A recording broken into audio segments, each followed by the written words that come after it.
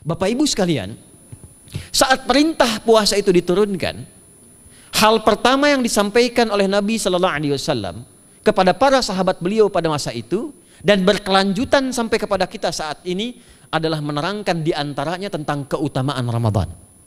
Untuk menjawab sekaligus mengentaskan hoaks yang pada saat itu dibangun oleh orang-orang Yahudi yang tinggal di Madinah. Jadi ketika mereka mengatakan orang Islam tuh nggak punya puasa, ikut kita.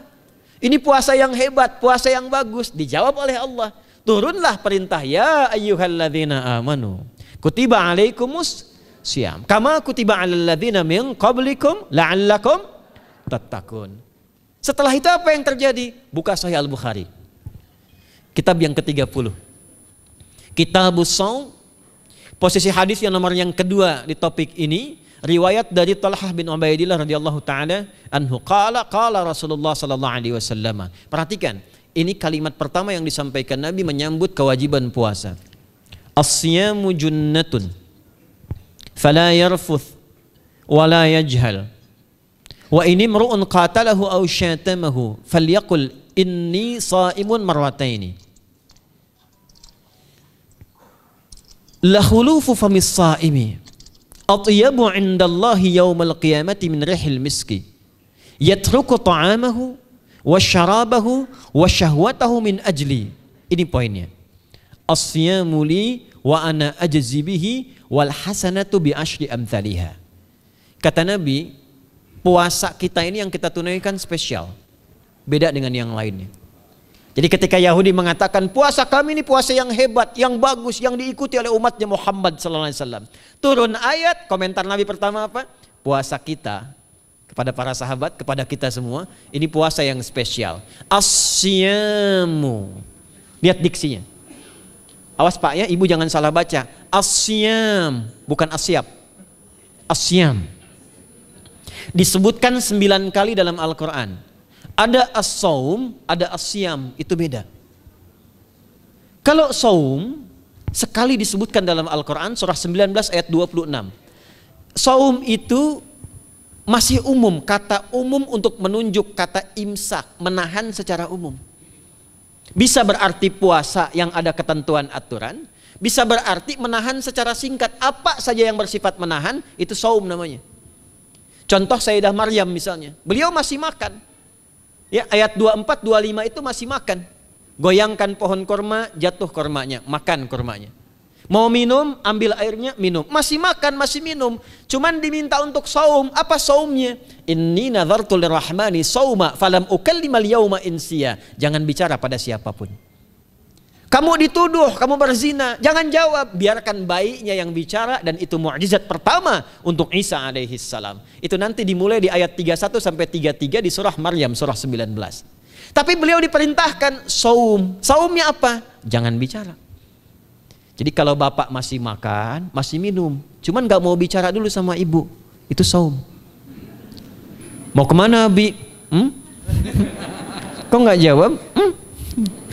Kenapa gak bicara? Sedang saum. Saum apa? Gak mau bicara sama mama. Itu bicara, contoh. Itu saum. Kalau siam, 9 kali disebutkan dalam Al-Quran, itu khusus, spesifik. Ada aturannya, ada ketentuannya, nggak boleh sembarangan, nggak bisa kemudian seenak kita melakukannya. Ada ketentuan yang dibuatnya dan itu harus diikuti. Begitu diikuti, maka keagungan dan keistimewaan ibadah itu akan dilekatkan pada pelakunya. Dan menariknya, perintah puasa itu ketika turun ayatnya Al-Baqarah 183, kalimatnya bukan menggunakan saum tapi siyam. Ya ayyuhalladzina amanu kutiba alaikumus. Nah kata Nabi, asyamu junnatun. Kalau benar puasa kita ini, kita tunaikan yang Ramadan ini, maka dia akan melahirkan satu yang tidak ditemukan pada ibadah lain, yaitu junnah. Ada jinnah, ada jannah, ada junnah. Itu beda. Tapi semua katanya, itu hurufnya sama, cuma harokatnya beda. Coba lihat ya. Ada junnah, jinnah, dan jannah. Jannah artinya apa? Surga. Jinnah artinya apa? Jin. Jamak dari kata jin. Minal jinnati wan nas. Baik ya. Ada junnah. perisai.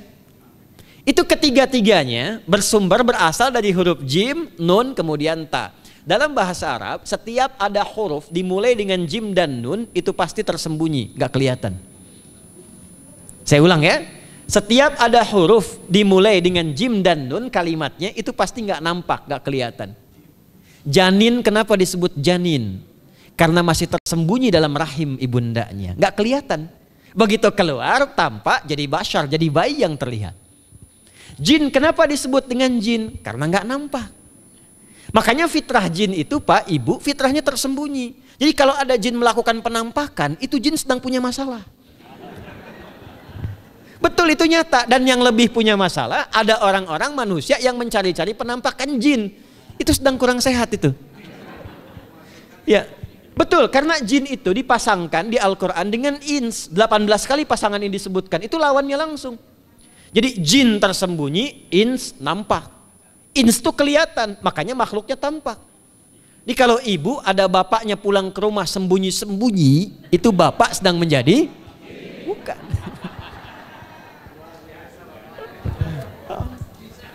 Kalau ibu sembunyi-sembunyi nyari dompet bapak, ibu sedang menjadi? Jin. Itu langsung pasangannya 3 itu. Ins itu seakar dari kata anisah, halus, lembut. Jin kasar, makanya disebut jin. Karena itu jarang ada orang kemasukan jin jadi lembut, tidak ada. Permisi mau ikut kajian sedang kemasukan jin, tidak. Kalau kata-katanya tidak meracau, tindakannya pasti kacau. Karena itu fitrah manusia itu pasti lembut. Kalau ada orang kasar pasti ada yang salah dalam pergaulannya.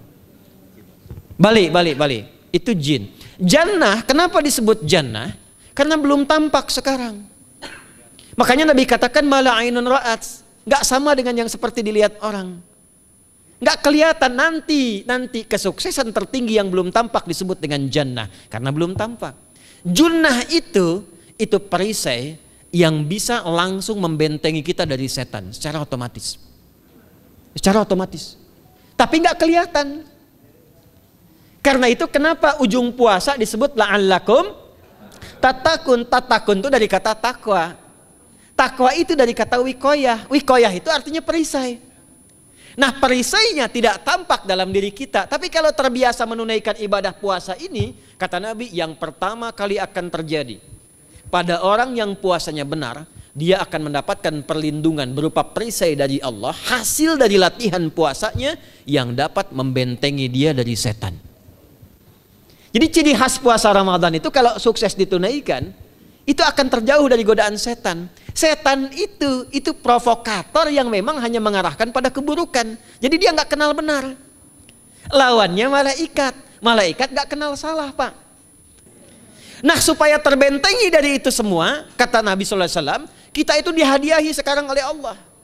Satu ibadah yang kalau dilakukan ibadah itu akan mengakumulasi ibadah-ibadah yang lainnya, yang saat bersamaan dahsyatnya ibadah ini bisa menghadirkan junnah, perisai yang membentengi dari setan. Karena itu ketika dilakukan ibadahnya, saat yang bersamaan bisa ditahan maksiatnya, ditingkatkan amal solehnya.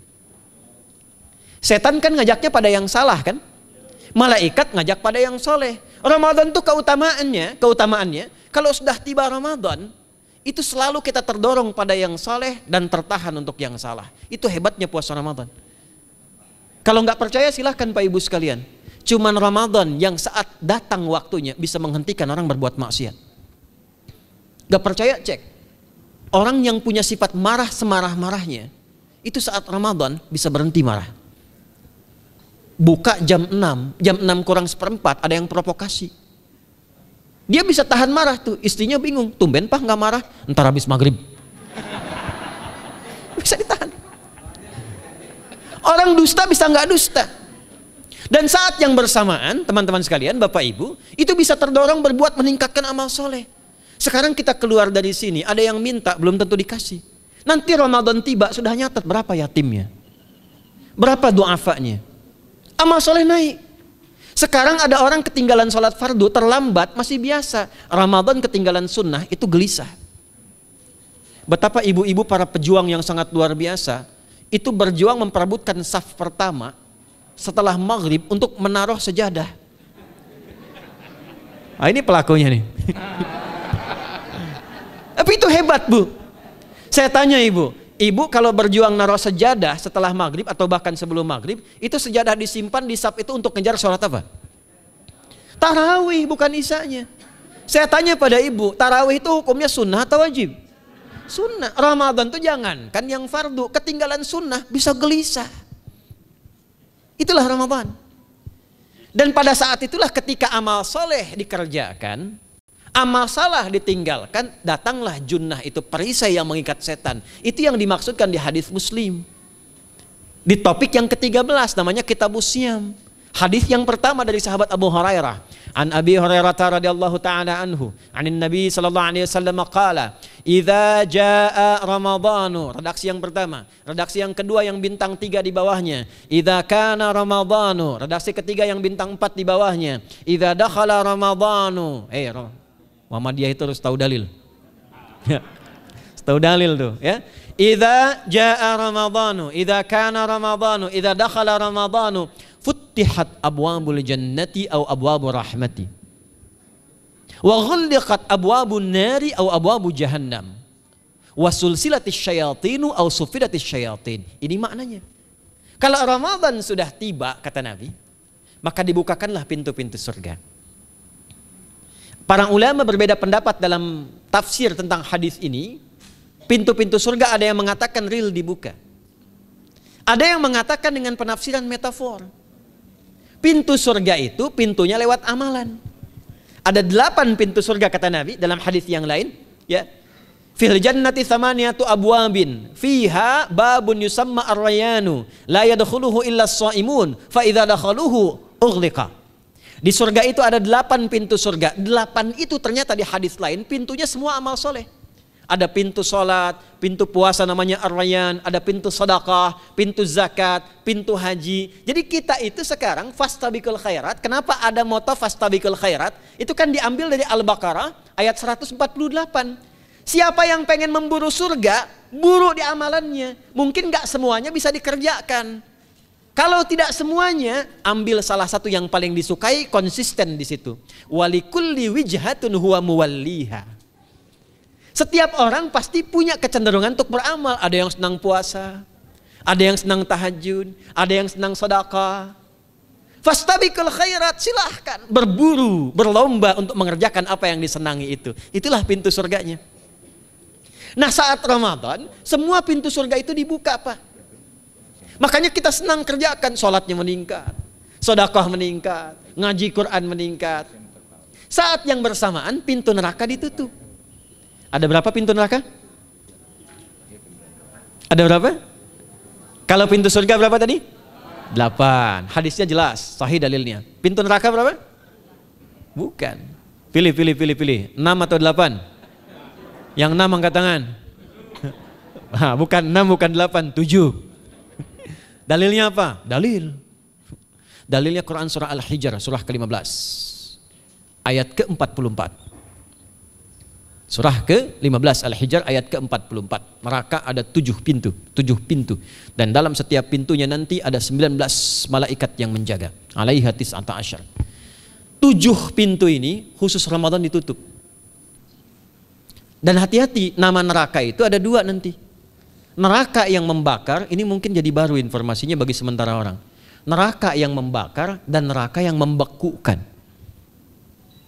Jadi ada 2 sifat. Saya ulang ya, neraka yang membakar dan neraka yang membekukan. Yang membakar disebut dengan Jahannam, yang membekukan disebut dengan Zamharir namanya. Zamharir. Jadi kalau ada orang masuk neraka, itu cuma 2 pilihannya, dibekukan atau dibakar. Jelas ya? Makanya kita dikasih pendahuluan, ada musim panas, musim dingin.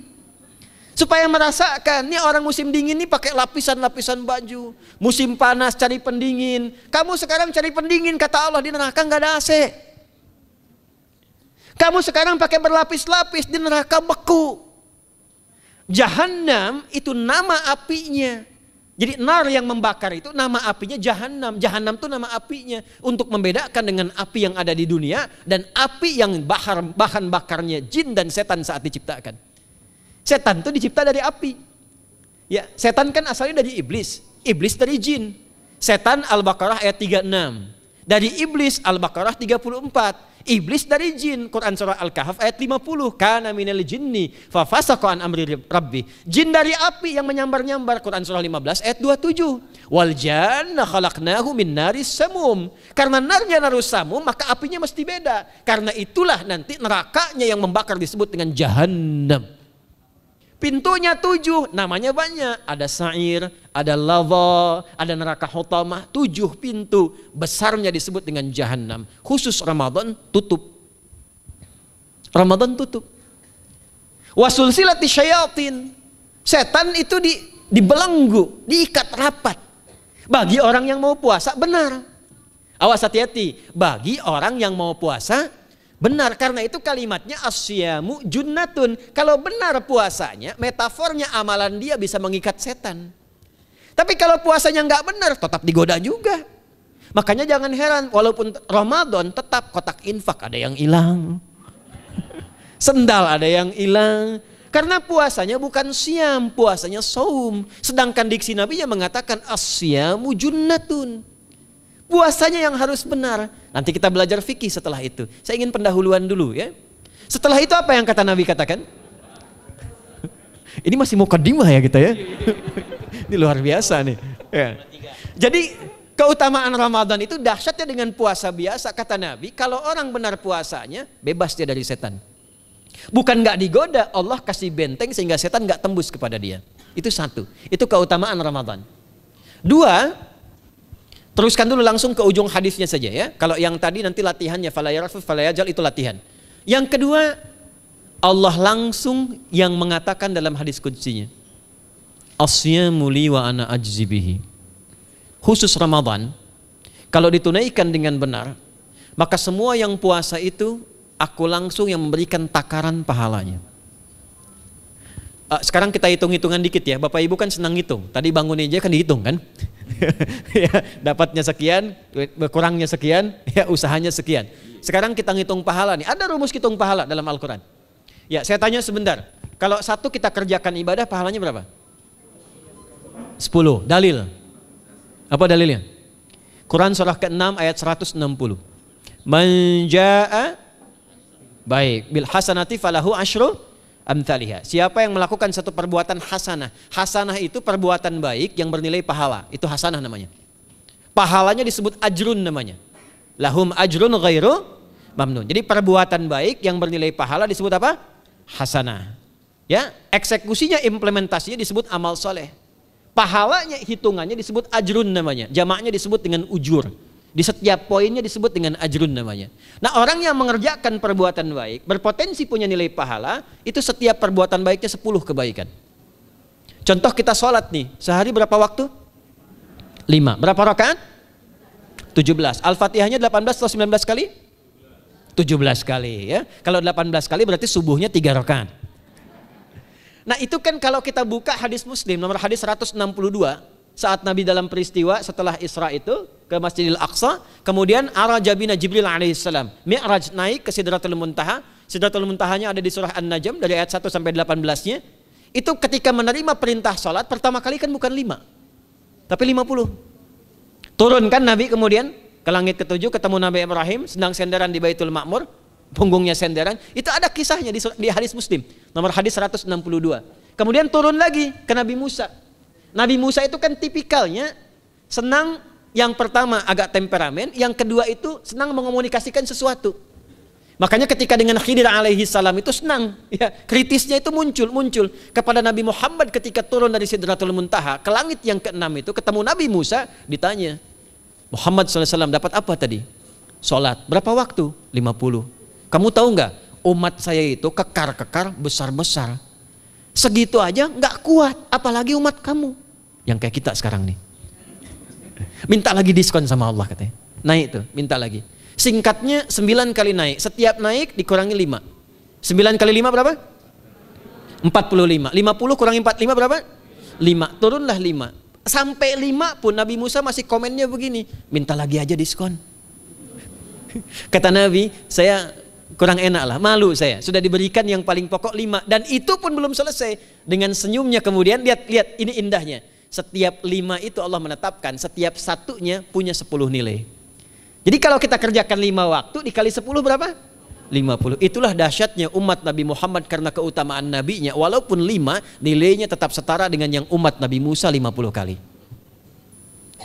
Karena itu keutamaan Nabi Muhammad itu sangat luar biasa. Sampai nanti dipuji Allah oleh begitu tinggi. Sifatnya, rasanya di ujung surah At-Taubah itu. Akhlaknya di surah Al-Qalam itu. Dan karena kemuliaan ini kita dapat barakahnya. Percikan keberkahannya. Apa itu? Ketika Ramadan yang puasa-puasa lain standar. Puasanya umat Muhammad SAW, setiap puasanya itu pahalanya dilipat gandakan tak terbatas. Allah langsung menilai keikhlasan pada hambanya. Paling minimal kalikan 10 kali lipat lagi dari hari biasa. Wal hasanatu bi asyri amthaliha. Jadi kalau sekarang baca Quran sekarang ini, satu hurufnya berapa? Tahu dari mana? Ya, di At-Tirmidzi nomor hadis 2910.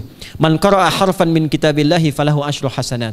Setiap ada orang baca satu kitabullah dengan syarat dia mukmin, muslim, baca satu huruf dari kitabullah, dapat 10 kebaikan. Satu hurufnya 10, Bu, Pak. Walam aqul alif lam mim harfun, saya tidak katakan kata Nabi alif lam mim satu huruf, walakin alifun harfun, lamun harfun, mimun harfun, walikulli harfin asyru hasanat. Tapi alifnya satu huruf, lamnya satu huruf, mimnya satu huruf, setiap hurufnya 10 kebaikan. Saya kalau ada papan tulis, saya turunkan ini pakai syarah ilmu arud. Itu dahsyat lagi. Arud itu menuliskan apa yang dikatakan, bukan menuliskan simbol yang ditunjukkan. Jadi kalau kita bilang alif, tulis alif. Dan alif itu kan ada 3 huruf, hamzah, lam, fa. Hamzah berapa huruf? Tulis lagi hamzah. Itu baca Quran kalau ikhlas, pahalanya berlipat. Paling standar satu hurufnya 10. Dan hampir nggak ada orang baca Quran cuman 1 huruf. Nun. Udah dulu 10 lumayan. Nggak ada. Pasti banyak itu. Dan Ramadan lebih meningkat lagi. Dan dikalikan 10 lagi, itu paling standarnya 1 huruf 100, Pak, Bu. Makanya Ramadan itu limpahan pahala. Rugi orang kalau nggak ibadah saat Ramadan itu. Nabi aja itu tadarusan Quran sekali khatam. Saat tahun meninggalnya 2 kali khatam untuk ngejar kemuliaan-kemuliaan contoh bagi kita. Itu Ramadan. Jadi ini yang pertama menjadikan kita mesti sadar Ramadan beda dengan bulan biasa. Maka disampaikan oleh Nabi yang pertama ada pelipat gandaan pahala. Yang kedua ada perisai yang bisa menjauhkan kita dari setan. Yang ketiga, saya tutup mukadimahnya. Yang ketiga, hanya Ramadan yang siang malam melahirkan ampunan Allah Subhanahu wa taala. Siang malam. Kita kalau mau nyari ampunan itu bisa kapanpun minta ampun. Tapi ada waktu-waktu yang sangat strategis dan tempat-tempat yang sangat efektif mempercepat mengabulkan doa. Contoh waktu misal sepertiga malam. Itu cepat terkabul doa, hadisnya qudsi. Di antara azan dan iqamah. Waktu singkat di waktu Jumat, ada yang menafsirkan antara duduk khutbah 1 dan 2, ada yang menafsirkan waktu asar menjelang ke maghrib. Dan itu nanti sepeninggal Nabi ada di antara istri-istri Nabi SAW memburu waktu singkat yang luar biasa ini untuk berdoa. Hafal doanya ya. Allahumma kfina bihalalika an haramik wa aghdina bi ta'atika an ma'siyatik wa bi fadlika amman siwak. Itu dibiasakan di hari Jumat dibacakan. Ya, hafal nggak? Nanti diputar lagi videonya ya, kan ini kita sampai ini lihat lagi. Ya, kembalikan. Ada yang sifatnya tempat. Mihrab itu mustajab.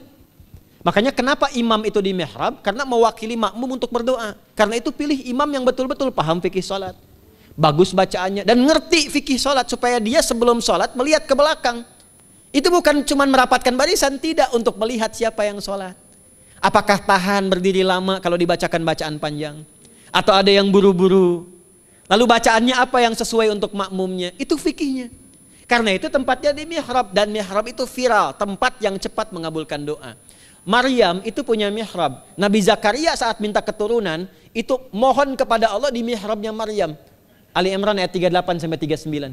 Hunalika da'a Zakaria rabbah qala rabbi habli min ladunka dzurriyyatan thayyibah innaka sami'ud du'a. Fanadatul malaikatu wa huwa qa'imun yusalli fil mihrab. Cepat terkabul doa. Masjid cepat terkabul doa. Tapi Ramadan itu menggabungkan semuanya. Enggak usah tunggu sepertiga malam. Siangnya diampuni, malamnya diampuni. Apa dalilnya? Untuk malam lekat dengan ibadah qiyam namanya. Man qama ramadhana imanan wahtisaban ghufira lahu ma taqaddama min. Siapa yang mampu menghidupkan Ramadan di malam harinya. Dan jangan salah Bapak Ibu sekalian, awas jangan salah ya. Ramadan itu satu paket ibadahnya. Bukan cuma puasa. Ramadan satu paket, ada paket siang, ada paket malam. Dan gak ada paket hemat. Full. Ada siang, ada malam. Dan itu semua sama, cuma beda satu huruf. Hadisnya sama, ibadahnya juga diksinya sama, cuma beda sehuruf. Malamnya qiyam, siangnya siam. Awas ya, malamnya apa? Qiyam, siangnya apa? Siam. Cuma beda satu huruf. Dan itu satu paket. Jadi kalau Anda tertinggal, jangan Anda lah, jangan kita. Kalau ada orang yang tidak mengerjakan semalam, misalnya qiyamnya, cuman siamnya, sah puasanya, benar sesuai rukun, sah. Cuman tidak sempurna keutamaan Ramadannya. Karena itu Allah mengatakan kalau sedang puasa, sempurnakan dengan ibadah malamnya. Itu ada di Al-Baqarah ayat 187. Tsumma atimmus syiyama ilal lail. Muqaddimatul lail maghribnya untuk puasa, lail atasnya untuk qiyam. Orang yang mampu menghidupkan ibadah malam, jangan salah ya. Nanti kita mulai puasa, insya Allah yang pertama dimulai ibadah malam. Qiyam, bukan siam. Jadi jangan terlampau soleh, puasanya nanti nunggu fajar. Malam itu qiyam. Nah qiyam ini ada potensi ampunan dosa Pak Bu. Jadi kalau kita manfaatkan ibadah ini dengan benar, misal ya kita kan nggak tahu ajal nih. Tiba kemudian kita manfaatkan qiyam bangun, ditunaikan dengan benar, itu Masya Allah. Meninggal misal dalam sujud, itu jaminannya, ghufira lahu ma taqaddama min dzambi. Siapa yang benar ibadah qiyamnya, sampai detik itu, ditunaikan karena imannya, ikhlas karena Allah, saat bersamaan dia introspeksi diri, begitu dia tunaikan, misal dia meninggal, misal saja, semua dosa-dosa yang pernah dia tunaikan diampuni pada saat itu. Ma itu tanpa batas. Ma taqaddama min dzambi, ma semua yang pernah dia kerjakan dalam hidupnya. Karena itu viral. Sayyidah Aisyah itu pernah minta petunjuk pada Nabi di hadis Muslim. Bertanya pada Rasulullah, ya Rasulullah, kalau malamnya saya pengen ibadah dan qadar Allah bertepatan dengan malam Al-Qadar, apa yang saya minta? Itu sampai diajarkan oleh Nabi doanya, dan doanya sahih. Di At-Tirmidzi dikuatkan lagi dengan lebih lengkap redaksinya. Kata Nabi, kalau engkau bersamaan dengan itu malam hari bangun, bersamaan, faquli, katakanlah, Allahumma innaka afuwun karim tuhibbul afwa fa'fu anni. Nanti di hadis yang Muslim, Allahumma innaka afuwun, di At-Tirmidzi ada kata karimnya. Innaka afuwun karim tuhibbul afwa fa'fu anni. Itu malam Bu. Biasanya nunggu sepertiga malam, waktu sahar. Ya, jadi waktu sahar itu waktu singkat menjelang fajar. Kalau subuh sekarang 4:08, itu kira-kira sahar tuh jam setengah 4 lah, ya 3:30 sampai jam 4 itu namanya sahar, bukan lail. Kalau lail dari ba'da isya sampai sahar. Sekarang isya setengah 8 misalnya, jam 8 tuh sampai setengah 4 namanya lail. Jelas ya? Lail tuh malam, jamaknya layali. Turunannya lela, lili, lala itu malam. Ya, ibu leli, ibu malam-malam gitu ya. Gitu. Nah itu waktu menjelang fajar setelah lail sahar, jamaknya ashar. Ashar itu disampaikan di Al-Quran waktu terbaik untuk istighfar. Quran surah 51 ayat 18. Wabil ashari hum yastaghfirun. Yang biasa istighfar berpeluang dapat ridho Allah dan disiapkan surga terbaik melebihi kemewahan dunia. Itu ada di ayat ke-16, 17, 18.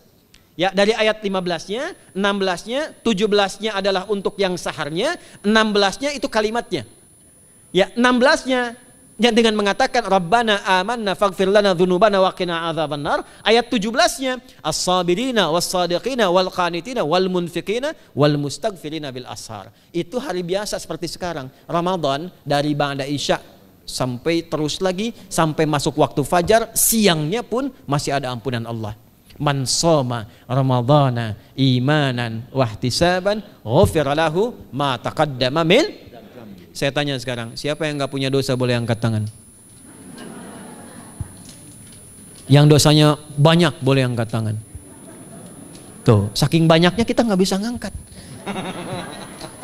Sekarang rubah kalimatnya. Yang ingin masuk surga angkat tangan. Insya Allah. Yang ingin surga Firdaus angkat tangan. Tuh, maka ironi itu tampak dalam perilaku kita. pengen ke surga, tingkatan Firdaus, tapi ngaku dosa banyak. Itu dia. Maka Allah punya sifat Rahman dan Rahim. Rahman untuk dunia, Rahim untuk akhirat. Maka diberikanlah kesempatan Ramadan untuk menggugurkan semua dosa itu. Karena itulah Bapak Ibu sekalian, penting kita menyiapkan, karena nunggu Ramadan itu nggak mudah.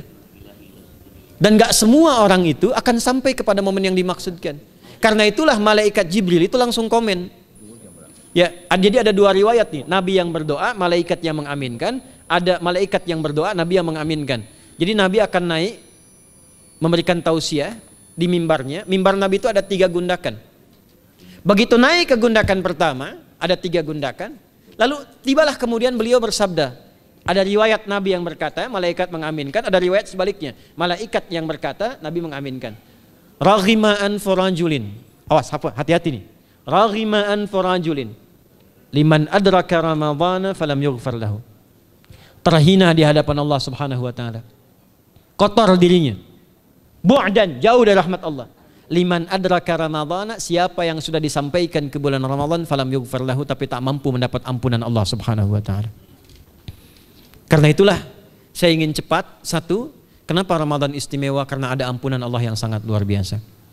Kenapa Ramadan istimewa? Karena ada pelipat gandaan pahala.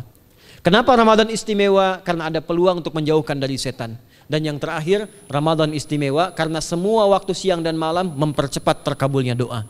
Itu yang dijamin di ayat 186 dalam rangkaian ayat Siyam dari ayat 183 sampai 187. Ayat 186-nya khusus untuk mempercepat terkabulnya doa. Wa idza sa'alaka 'ibadi 'anni fa inni qarib ujibu da'watad da'i idza da'an falyastajibu li wal yu'minu bi la'allahum yarshudun. Tafsirnya apa? Hadis Nabi sallallahu alaihi wasallam, "Thalathatun la turaddu da'watuhum al-imamul 'adil was-sha'ima hatta yuftira wa da'watul mazlum." 3 golongan yang doanya sulit sekali ditolak. Yang pertama imam yang adil, yang kedua adalah orang puasa sampai berbuka, dan ketiga doa orang yang terzalimi. Jadi kalau Bapak Ibu pengen cepat dikabulkan doanya secepat kilat, maka jadilah pemimpin yang adil. Kalau belum mampu, latihan puasa. Kalau belum mampu lagi, banyak-banyak terzalimi dan berdoa.